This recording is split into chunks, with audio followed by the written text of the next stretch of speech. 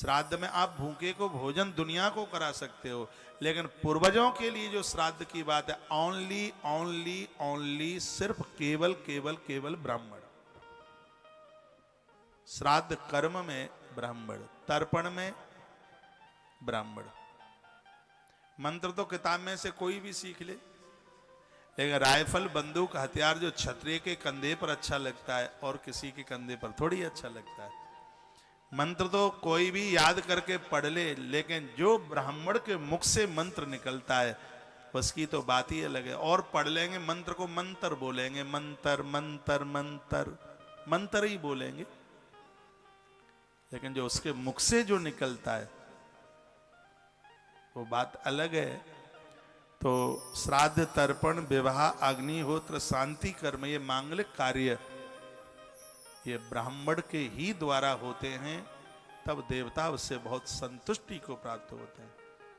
आजकल हम तुम राजी क्या करे काजी, ब्राह्मणों को बड़ा दूर किया जा रहा है शादी से, बस तुम हमारे गले में डाल दो माला, हम तुम्हारे में डाले देते हैं, तभी तो लात पनैया फिर पूरे साल भर चलती रहती है। सबके लिए आपके पास में पैसा होता है, बैंड बाजों को दे दी नौछावर, और वो बाद में बोली देता है बज गए बाजे अब हमारा दे दो, वो आप गड्डी निकाल करके दे देते हैं, वो तो लेके ही जाएगा।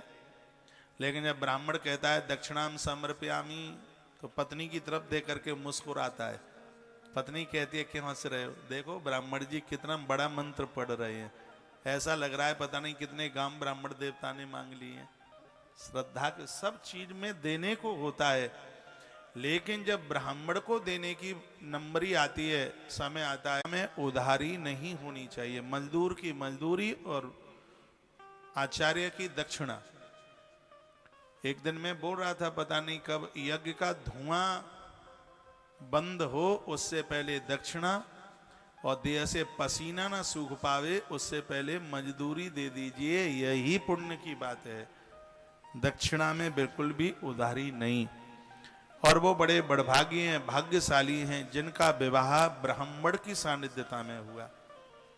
राम जी का भी विवाह ब्राह्मण की सानिध्यता में, महादेव जी का भी विवाह ब्राह्मण की सानिध्यता में, और भगवान द्वारकाधीश श्री कृष्ण का विवाह भी महात्मा सांडिल्य जो बड़े अद्भुत ब्राह्मण हैं, ब्राह्मण की सानिध्यता में ही संपन्न हुआ है। इसके ऊपर इनका अधिकार है।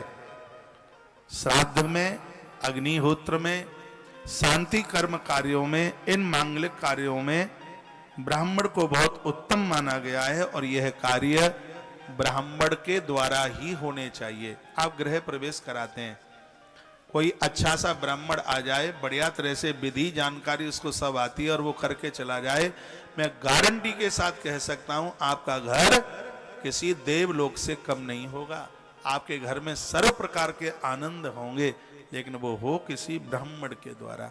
आज ब्राह्मण का अभाव इसलिए हो रहा है क्योंकि समाज कंजूस होता हुआ जा रहा है।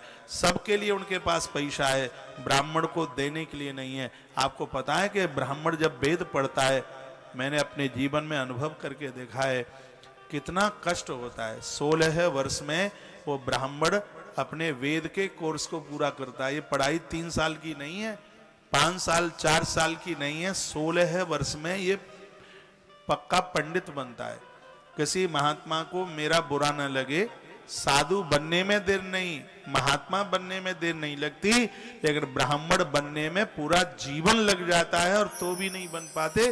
पूरी जिंदगी के कई जीवन लग जाते हैं तो भी ब्राह्मण नहीं बन पाते। खाली ब्राह्मण के घर में जन्म लेने से ब्राह्मण नहीं, वो सदाचारी हो, विवेकी हो, सत्कर्म करने वाला हो, दुराचार उसके आसपास भी न हो, ऐसा ब्राह्मण बनने में पूरी जिंदगी लग जाती है, पूरा जीवन लग जाता है। ऐसा ब्राह्मण 16 वर्ष मेहनत करके वेद पढ़ता है।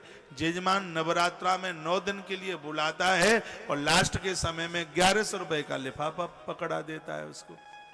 इसलिए तो वो पांडित कर्म छोड़ करके वो भी जूतों की दुकान खोलने को तैयार हो गया, क्योंकि जूती चप्पल 50 की आती है, 500 की बिकती है। बड़ा बहुत तगड़ा मार्जिन है उसमें।